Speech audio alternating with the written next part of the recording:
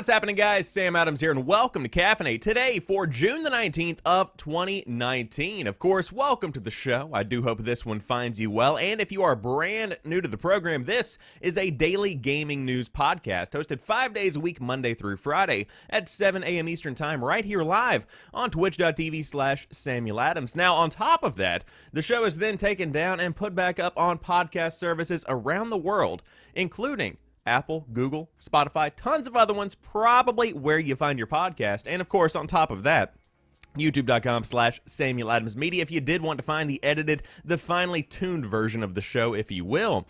But today we've got a ton of big news to break down. Specifically, our headliner is that the reason we are getting a sequel to Breath of the Wild is quite frankly because there were too many ideas for DLC, and they're just going to bundle all of that into a big game, which is really the best reason for anybody to make any kind of additional sequel to any kind of big hit game.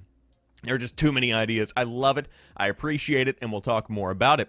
In addition to that, we're talking about Bernie Sanders. No, this is not a political podcast, but he is a big supporter of games industry unionization. We will talk more about what Bernie has to say. Twitch has acquired Bebo, which is going to bolster its esports offerings, which I think is a pretty good acquisition, and we'll talk more about that company that has had quite the evolution over the course of roughly 15 years. Actually, no, closer to 20 years.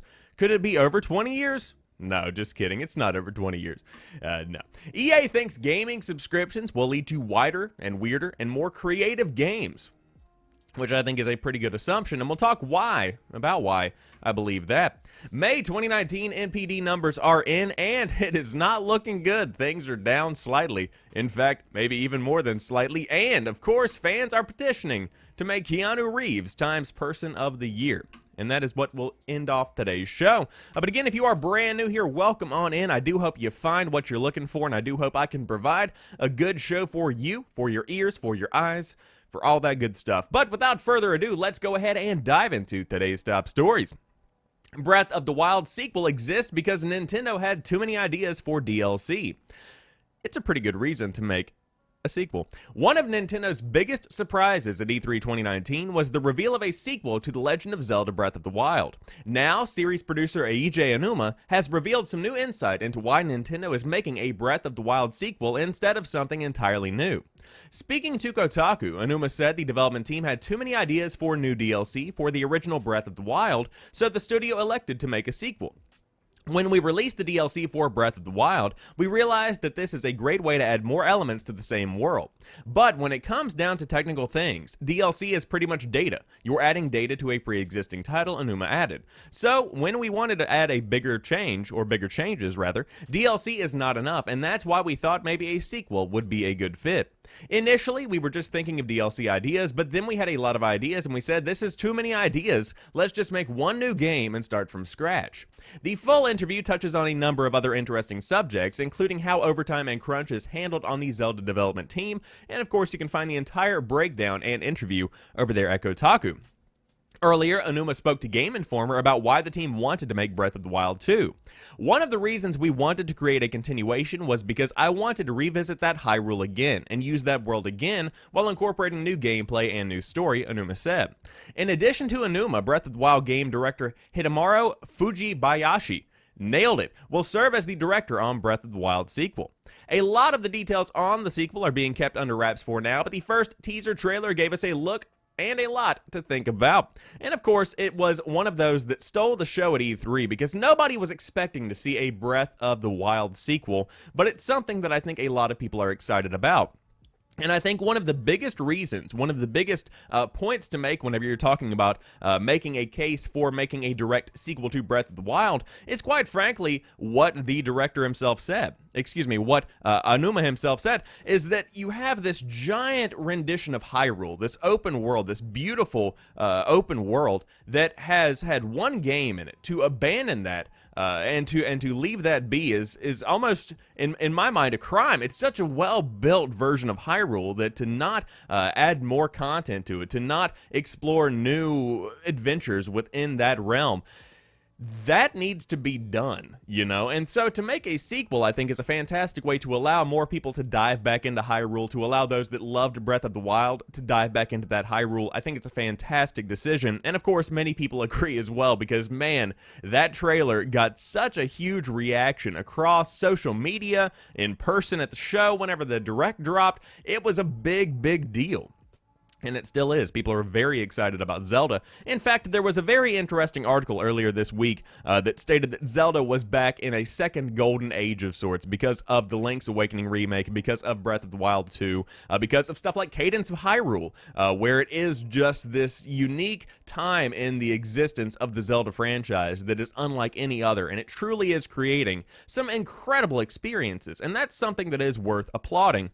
So, of course, this is going to be a while coming, I would say, but not quite as long as the development cycle for Breath of the Wild, because again, you are kind of building on the game that was released just a couple of years back, so a couple of tweaks and changes here and there, and then you've got pretty much the foundation for your game, and you can kind of flesh that out and do more within that world. Which means it could be out by, I would say, maybe 2021, maybe 2022, something along those lines. But then you're pushing the boundary of when the next Nintendo piece of hardware could be coming out. But again, let's not get ahead of ourselves here. I'm just happy we are finally getting a sequel. And by finally, I mean it's only been a couple of years. However, let's move on and talk about Bernie Sanders, because he applauds the gaming industry's push for unionization. The 1%. Of the 1% of the top 10% has all the power of the 1%. Vermont. Anyways, moving on. For the past few years, game developers have increasingly sought to unionize amid growing concerns over layoffs and burnout in the industry, and today, Democratic presidential contender Bernie Sanders applauded their efforts. The video game industry made $43 billion in revenue. Actually, hold on, let me start over. The video game industry made $43 billion in revenue last year. The workers responsible for the profit deserve to collectively bargain as part of a union. That's a terrible Sanders impression. Said in a tweet, "I'm glad to see unions like @IATSE and the broader @Game Workers movement organizing such workers. The International Alliance of Theatrical Stage Employees, which works to organize creatives, responded to Sanders saying too often workers in the entertainment industry are underpaid and overworked because they are so passionate about their crafts. By joining together and negotiating as a group, we can make our workplaces better." It's been a turbulent few years in the gaming industry, with hundreds of employees being laid off from giant studios like Electronic Arts and Activision Blizzard, despite some companies citing record results in their earnings reports. At Riot Games, which develops titles like League of Legends, more than 150 employees staged a walkout to protest policies on forced arbitration, something we have seen in other tech-related industries and companies like Google, and we talked about that whenever that walkout did happen here on Caffeinate. There wasn't a walkout on Caffeinate. It was the story you understand. On Monday, Take-Two chairman and CEO Strauss Zelnick responded to the growing support in the industry for unionization in an interview with GamesIndustry.biz. There are 220,000 or so people employed in the U.S. video game business, Zelnick said.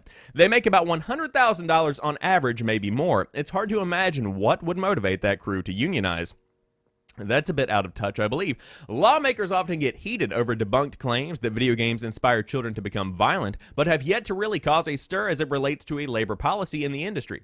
Over the past few weeks, Sanders has been occasionally praising other labor movements and unionization efforts on Twitter, making it a central theme of his 2020 presidential campaign. Lawmakers on both sides of the aisle have cited the industry's record profits when criticizing other behaviors, including the use of loot boxes. Senator Josh Hawley, a Republican from Montana, along with two of his Democratic colleagues, introduced a bill last month called the Protecting Children from Abusive Games Act that would ban the sale of loot boxes to children, another topic we talked about here on Caffeinate as well. And so, you have Bernie coming out and doing something that many other people should probably be doing, getting behind unionization of the gaming industry, because everybody deserves a fair and equal playing field when it comes to payment, just payment when it comes to the amount of work being done. There are a lot of issues within the gaming industry, and it's something that I've talked about before. And again, make no mistake, I'm talking about this as somebody who is 22, not in the gaming industry. I am somebody fresh out of college who is just a commentator of sorts on the sidelines. So keep this in mind, but this is just how I see it. The amount of saturation when it comes to the amount of people coming into the gaming industry is in a way suffocating its potential to justly pay a lot of its employees. And what I mean by this is that whenever you have somebody asking for more compensation for their work, you then have 10 people on the sidelines just graduating from college that are willing to do that exact same work for much less price. And so there is really no reason to raise somebody else's payment whenever you have so many people that are willing to work for peanuts. And it's that mindset that's been built up over the past 20 or so years where working in the gaming industry is the end-all be-all goal for so many people. Even myself, whenever I was in college, working for IGN, GameSpot, Polygon, whatever it might be, that was the end-all be-all. And so if I ever make it to that point, that's going to be whenever I have made it, regardless of what I am actually making. And so I think that kind of mindset is really hostile for a lot of people, and it's really crippling for an industry that needs to grow and evolve and work towards fair payment, fair compensation, work towards fair treatment of all employees. Whenever you feel like you're in a privileged position, even though you might not be, you are willing to take cuts in specific areas to just ensure that you stay in that same position. And that's a very dangerous mindset to take, but it is one that I totally understand without a doubt. And so it's a weird situation right now in the industry because we are growing. It is blossoming into something that's bigger than it's ever been before. And of course, a lot of money is involved here. And so with Sanders getting behind industry unionization, if he does in fact become elected to be the next president of the United States, we could be seeing a big change for the gaming industry and of course for all entertainment industries and in general, all industries overall. But I digress. Did want to talk about Bernie Sanders because he is talking about the 1%. My office. There's a really good video you guys should watch. It's on YouTube. But regardless, moving on to the next topic of the day. Twitch acquires Bebo to bolster esports offerings. Now, you might know Bebo as the company that essentially was an alternative to something like Streamlabs OBS or even OBS Studio, but that has since kind of fallen to the wayside, and now they are an esports company. Twitch has acquired Bebo, an acquisition that sees the company picking up both the 10-person staff and IP of the social network turned esports company. Twitch confirmed as much to TechCrunch, though wouldn't offer more details on the acquisition in that statement. Additional sources speaking to the publication report that the acquisition cost Twitch under $25 million, however, and required the company to outbid Discord in the process. And of course, in addition to that, Facebook, as reported by another source. So essentially, there was a bidding war going on between Twitch, Discord, and Facebook. Facebook offered $20 million for this company, and apparently Twitch had to go a little bit above and beyond. Bebo got its start in 2005 as a MySpace and Facebook competitor, but after a turbulent run that included multiple acquisitions and eventual bankruptcy, rebranded itself as a streaming service provider similar to an esports-focused XSplit, and then moved into organizing esports tournaments for live streams. And all of that has happened over the course of just the past 2 years or so. A lot of people were excited about Bebo because it essentially was a program that allowed your computer to stream even though it didn't necessarily have the internal components to stream at a reasonable pace. So it essentially put your shitty computer up on par with something that was pretty much a mid-tier PC, and a lot of people used it for that specific purpose. And if I remember correctly, they also allowed you to include overlays within the stream itself directly within the program. It was a very cool concept, but that has been since shut down because of stuff like Streamlabs OBS, because of stuff like OBS Studio, etc., etc. And now they have moved on to esports, now with Twitch. That esports-focused chapter of Bebo's legacy is what Twitch is interested in, reports TechCrunch. The company has been building up its own esports event presence through its Twitch Rival series, and its acquisition of Bebo serves to further those efforts. And of course, I think it's a pretty good move. First, congratulations to the team at Bebo, because being acquired by Twitch, especially in a time and place where esports is growing by leaps and bounds month after month, is a very good place to be in my opinion. And so you are doing some pretty good work over there. But in addition to that, I think this goes to show, as I always say, how big esports actually is. Now, pause. I'm not into esports whatsoever. I'll watch occasionally a round of competitive Fortnite or something if I'm just dying of boredom. Like, if there's nothing else on Twitch and I see a stream with 25,000 people in it, I might dive in and see what all the fuss is about. But at the same time, it's not something that I necessarily seek out. So with all of that being said, I still see the draw of esports. So many people are into this. You see GameStop during its 2.0 restructuring plan, creating a space in Texas specifically designed for esports tournaments and training. They're a crumbling company, and they're betting on esports. If that doesn't show you the value of esports, then nothing else will. But for Twitch to be acquiring Bebo, I think is a pretty good move, and overall, I think it is going nowhere but up when it comes to the amount of esports content we are going to be seeing on Twitch, on Mixer, on Facebook, and of course, from Bebo, in collaboration with Twitch. But we will see what happens with this, and congratulations to the roughly 10-person company, and of course, to the company Bebo itself. However, moving on to the next topic of the day, EA thinks gaming subscriptions will lead to weirder and more creative games, but there will be some failures along the way, as we have seen. Nearly every video game publisher wanted to talk about subscription services last week at E3, but some top executives know some will inevitably fail. In an attempt to stand out, however, more game publishers may rely on developers to make innovative experimental games designed for these services. Mike Blank, EA's Senior Vice President of Player Networks and the man who oversees the game publisher's subscription service, is one of those executives thinking about the industry's pivot. EA's premium subscription service, Origin Access Premier, is one of the more established platforms in the space. Akin to Netflix or Hulu, Origin Access Premier collects a bunch of games from EA and third-party developers the publisher works with and offers them to players for $14.99 per month. At $15 a month, Origin Access Premier is more than a Netflix or Hulu subscription, but it's on par with other subscription services entering the gaming sphere. Ubisoft's new subscription game service, set to launch in September, will also cost $14.99 a month, as does Microsoft's new Game Pass Ultimate. But there are individual subscriptions for specific games, like World of Warcraft from Blizzard, that complicate the space further. It's overwhelming, and while Blank thinks having a space that's ripe for innovation and experimentation is a good thing, some of the offerings will inevitably fail. Most companies are only beginning to announce and launch their offerings. That buys publishers some time to try and figure out the space, but as the entire industry seems to pivot towards subscription offerings, it will eventually become oversaturated. You think? There aren't 50 gaming subscriptions in the market right now, Blank told The Verge. If we do reach that point, I do think people will have to choose. That means some of us will succeed and some of us will not. Blank isn't the only one who feels that way. Xbox executive Phil Spencer told The Verge last week that he doesn't think we are going to end up with 100 successful subscriptions out there. Publishers and platforms are fighting for a piece of the consumer's monthly entertainment budget. It's a facet of the industry's imminent future that both Spencer and Blank are astutely aware of, but consider themselves in good places. When I first started at EA and tried to convince the company to take on subscriptions, there was a trepidation. There was some anxiety, Blank said, adding that there was an internal push within the company about 5 years ago to try and adopt a streaming strategy. Our view of the world is that the migration happening towards subscription-based services, and this is happening everywhere. This has preceded us in every industry. The gaming industry is still figuring out what makes the most sense for players.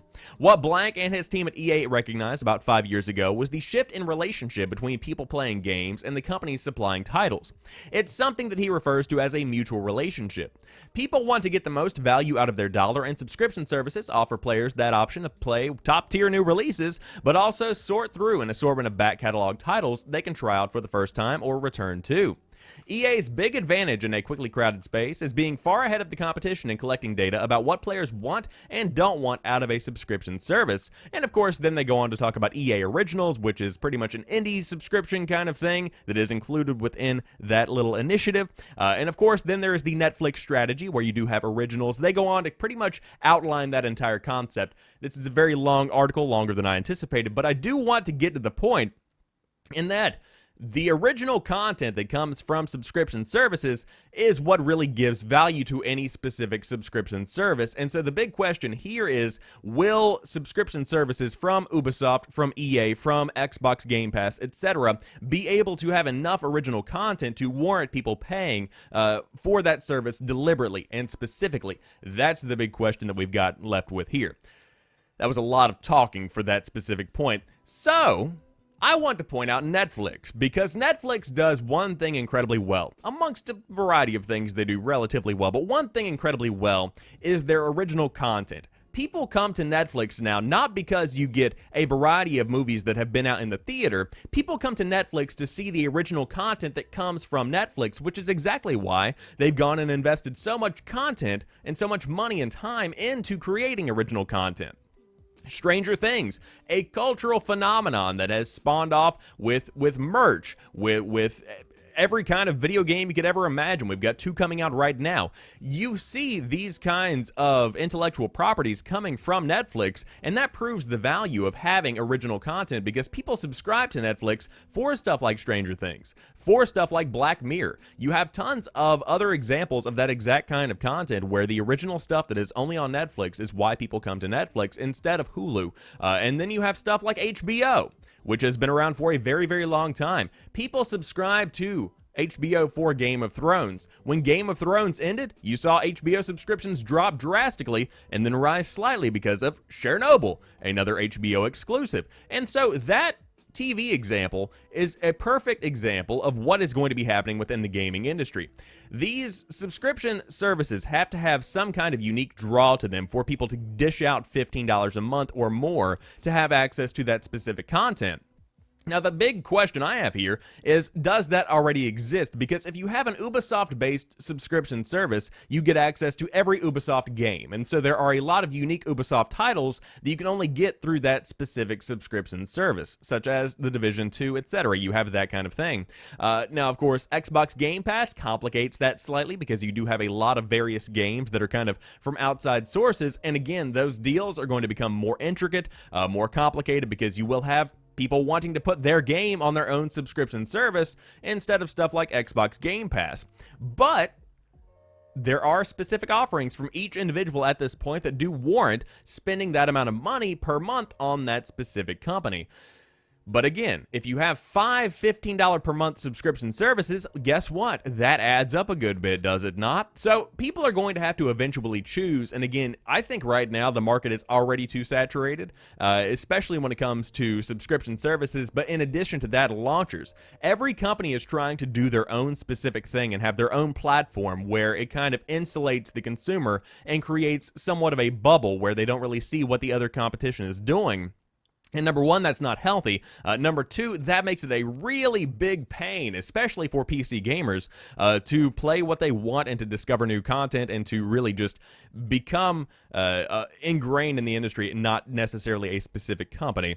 So hopefully all of this will change. I really don't like this whole individualistic approach to how game publishers and developers are pushing out their games. But at the same time, that's how money's made, is it not? That's how money's made.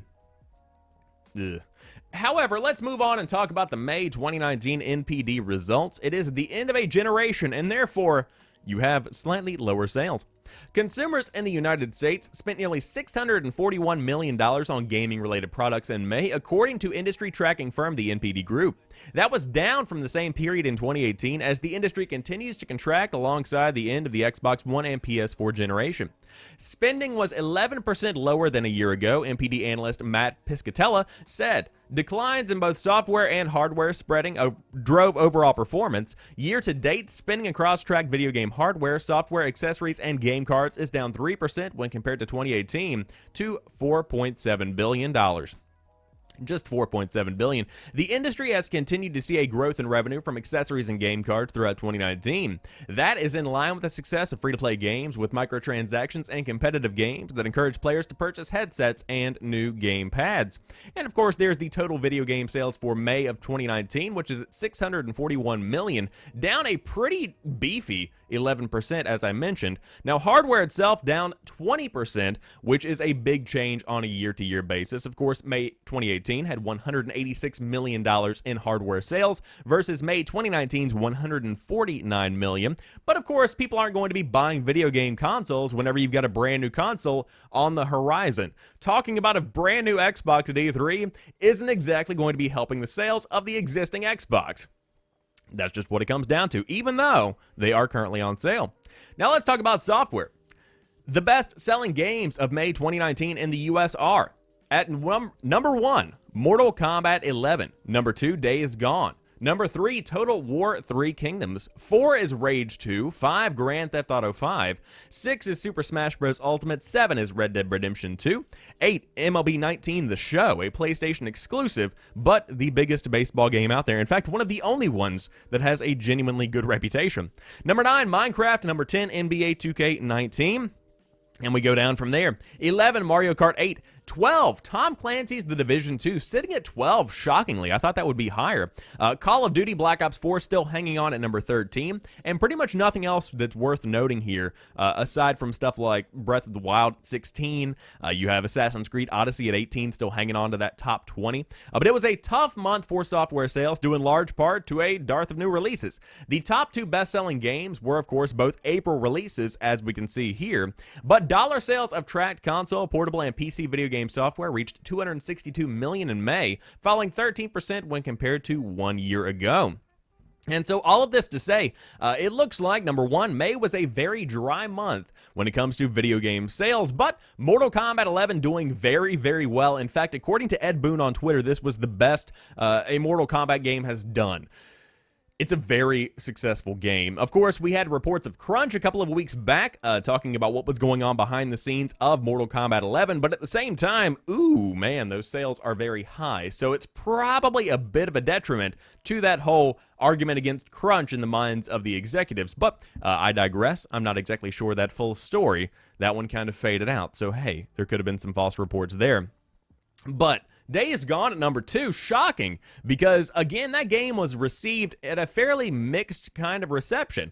It wasn't the standard that we expect from a PlayStation game. Of course, it's not a bad game, it's just not a Spider-Man or a God of War, because PlayStation fans have become spoiled. I say that as one of them. We can't expect every game coming out as a PlayStation exclusive to be a God of War or a Last of Us or a Spider-Man or Horizon Zero Dawn. We can't expect that. But Days Gone, still a fine game, hanging on at number 2. Again, probably thanks in part to the Days of Play promotion that knocked that price down to $40 for a hot minute, which I believe ended yesterday, but still, $40 for a hot minute. However, these games, they're selling fairly well. You know what's going to sell even better than that? Cyberpunk 2077, because of Keanu Reeves. And now, the big man himself, fans are petitioning to make Keanu Reeves Times Person of the Year. Fans have created a change.org petition to crown Keanu Reeves as Time Magazine's Person of the Year for 2019. The change.org petition simply states, Keanu is the most wholesome person alive. Make him the Person of the Year. The petition currently sits at over 10,000 signatures with a goal of 15,000 signatures. If I had to guess, that's probably not enough. A press release for the petition went into more depth, saying Keanu Reeves is officially an internet obsession. From the cult-like success of his John Wick movie franchise, to stealing the spotlight in Toy Story 4, to his recent viral cameo in Ali Wong's Always Be My Maybe on Netflix, let's face it, the Canadian-American movie icon is making a resurgence. He's already gained the title of Respectful King on Twitter this week when the Twitterverse realized that Keanu respects his female fans by using the time-honored hover hand technique as he poses with them in photos. So what's one more title? The Time Person of the Year award rarely goes to celebrities and is instead granted most frequently to politicians, scientists, and groups of people who have created major impacts in the world, though to be fair, the 2006 winner was you, so in a sense we have all won the award, including Keanu. And of course you can check out all of his movies, all of his games, all of his content, because man, he is in just a ton of stuff. Again, Cyberpunk 2077, Toy Story 4, John Wick Chapter 3, tons of other little cameos here and there. But overall, Times Person of the Year, Keanu Reeves, I don't see it happening, but you know what? He's breathtaking. You're breathtaking. You're all breathtaking. God, I love that little clip from E3. But will he become Times Person of the Year? I suppose only time will tell. That was a horrible joke, but a really good clip. Anyways, that rounds out today's top gaming news. Of course, if you are brand new to the show, this show is hosted 5 days a week, Monday through Friday at 7 a.m. Eastern Time. If you do want to check out the hottest gaming news of the day live on twitch.tv/SamuelAdams, then the show is taken down and put up on youtube.com/SamuelAdamsMedia, as well as podcast services around the world. You can find it where you listen to your podcast at by searching Caffeinate Samuel Adams or Caffeinate Gaming News or some kind of combination of words that you think fits the description of this show. Just, you know how search works. Anyways, I will talk to you guys tomorrow. Enjoy the rest of your day, and peace.